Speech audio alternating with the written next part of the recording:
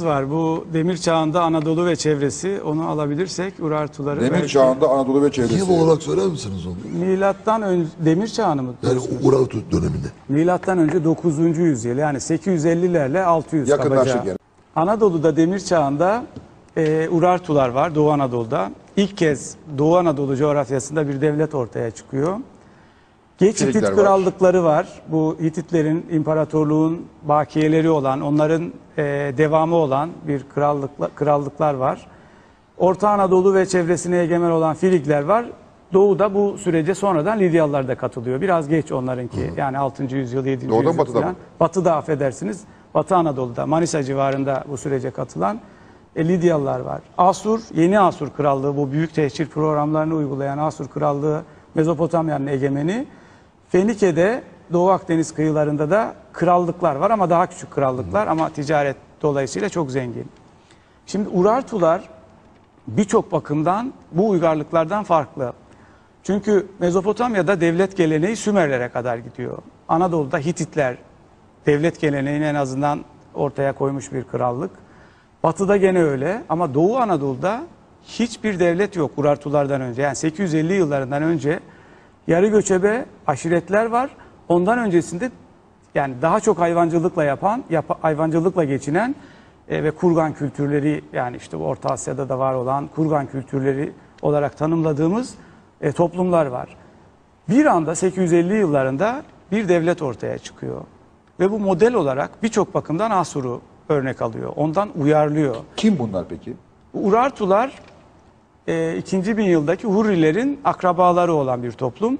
İşte bugün de Çeçen, İnguşlarla dil Peki, olarak akraba. Kürt veya Ermeni değiller mi? Yok, değiller. Yani biliyorsunuz, bu Ermeniler özellikle Urartulara çok sahip çıkıyorlardı. Çünkü Doğu Anadolu'da Ermenilerde en azından büyük Orta Çağ'da kalıntıları olan bu kiliseler dolayısıyla bildiğimiz bir toplum. Ama diller çözülünce 19. yüzyıldan sonra 20. yüzyılın başlarında dilleri çözülünce hem ya Urartuların çivi yazılı belgeleri çözülünce bunun bir eklemeli dil olduğu anlaşıldı. Ve Kafkas dil ailesine girdiği anlaşıldı. Ondan sonra bu iddia bilim dünyasından tümüyle kalktı aslında, ama işte fanatik Ermeniler Ermenice falan. de eklemeli bildiğim. Yok, Ermenice Hint-Avrupa kökenli bir dil. Çekimler. Yok, Hint-Avrupa kökenli bir dil. Hayır. Ha, fiili demiyorsunuz siz, kelime eklemesi. Ona Kelime, bakarsan kelime. eklemeli değil, Almanca da eklemeli değil yani. Yok yok. Türkçe'de. Kelimelere eklenen, sondan ekleme yapılarak üretilen, kelimelerin üretildiği bir dil. Yani Ural Altay kökenli diller de biliyorsunuz eklemelidir. Kafkas kökenli dillerin de bu Batı Kafkas dil ailesinde bu tür eklemeli diller var. İşte bunlardan iki tanesi de Çeçence ve İnguşça. Urartular bu zor coğrafyada bu bölgeye özgü ilk defa kent kuran bir devlet. Bayağı ciddi anlamda kentler inşa ediyorlar. Kafkasya'dan mı geldi bunlar? Yok, bunlar 2. bin yılda Hurrilerin devamı olan 2. bin yılda belki Kafkasya, 3. bin yılda belki geldiler Anadolu'ya, ama işte önce güneyde yaşadılar, sonra onların akrabası veya devamı olan Urartular doğuda bir devlet kurdular. Örneğin kent olgusunu buraya bir anda yerleştiriyorlar. Yüksek bir kayalık üzerinde yönetici sınıf için stadeller yapıyorlar. Aşağısında da halk oturuyor. Yüksek o Van Kalesi'ni biliyorsunuz. Van Kalesi'nin o üst bölümünde saray var, tapınak var, depolar var. Bütün 5-6 ay kış tabii. Bütün ürünleri depoluyorlar. Doğu Anadolu'da ilk defa tarım yapmaya başlıyorlar. Sulu tarım. İlk kez gerçekleşiyor.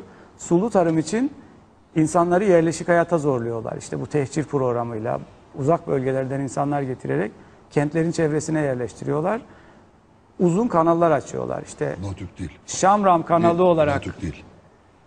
Şamram kanalı olarak bildiğimiz 50 kilometreye yakın bir Hala var. kanal hala devam ediyor. Ve Urartuların eseri bu. Üzerinde çünkü Kral Menua'nın yazıtları var. Yani bu kanalı ben yaptım. Her kim sahip çıkarsa tanrılar onu yeryüzünden, güneşin altından yok etsin diye bir de beddua etmişler böyle. O Şamram kanalının duvarları üzerinde bayağı büyük teras duvarları da yapmışlar. Yani bu işte Çeçence'ye benzer bir dil. Fonetiğini bilmiyoruz. Seslendirişini bilmiyoruz tabii, ama dilleri, çivi yazılı belgeleri günümüze ulaşmış. Yani kayalar üzerinde, ana kayalar üzerinde yazdıkları çok sayıda yazıt var. Van Müzesi'nin bahçesinde çok sayıda stel, dikili taş duruyor. Ayrıca ana kayaların üzerine de yazıtlar yazmışlar. Mesela bu yazıt geleneği de öyle. Yazıyı Asur'dan olduğu gibi alıyorlar. İlk yazıtları Asurca. Asur alfabesi. Asur alfabesi, çivi yazısı Asur'dan olduğu gibi kopyalıyorlar. Hatta ilk yazıtlarını Asurlu katiplere yazdırıyorlar. Sonra onu Urartuca'ya uyarlıyorlar ve çivi yazısıyla Urartuca yazıtlar veriyorlar. Mutlaka bir şey bilingual denilen çift dilli bir metin lazım çözmek Çift için. dilli metinleri var Var tabii değil ki. mi? Çok Tabii, öyle iyi, çok iyi çözülüyor bir tabii. nokta. Asurca ve Urartuca olan çift dilli tabii. metinleri var ve oradan çözülüyor zaten. Kadeş falan da öyle çözülüyor. Tabii öyle zaten, tabii. Türkçe'de evet. Yani çivi yazısı da biliyorsunuz öyle üç dilli yazıtlardan, o Bisutun denilen İran'daki ve Hiştun yakınlarındaki yazıtlardan çözülüyor. Çok iyi bir nokta. 2 dilli, 3 dilli yazıtlardan ancak çözülüyor. İşte Rosetta taşından Grekçeyle şeyi Evet çözdüler sonra. yani. Evet. Zincirleme zaten bunlar. Bir dili çözünce o dil başka bir dille birlikte kullanılıyor. Oradan ötekini çözüyorlar ve zincirleme olarak Urartuca'nın çözümü de bu böyle başlıyor. Bilingual şeyler. Çift Bilingual, dilli. evet, çift dilli yazıtlardan başlıyor. Sonra Urartuların belki en büyük başarılarından bir tanesi, çok düzenli bir ordu kuruyorlar ve zor coğrafyada bütün Doğu Anadolu'ya egemenler, Kuzeybatı İran'a, Urmiye Havzası'na egemenler, kuzeyde de Sevan Gölü Havzası'na, bugünkü Aras Vadisi'ne egemenler. Bütün bu coğrafyada tarım alanlarında büyük kentler kuruyorlar. Aşiretleri de bu sisteme dahil ediyorlar. Yani yarı göçebe olan bütün aşiretler devlet egemenliğine alınıyor. Onlara yerel beylikler veriyorlar ve kendi alanlarını denetleme hakkı veriyorlar. Ve böylece sisteme katıyorlar. Ama o yerel beyler de Urartu devletinin yaptığı gibi büyük kaleler, işte kaya mezarları inşa ediyor, Osmanlı kralları gibi. gibi. Kürt beylikleri. Peki bunlar Kürt mü?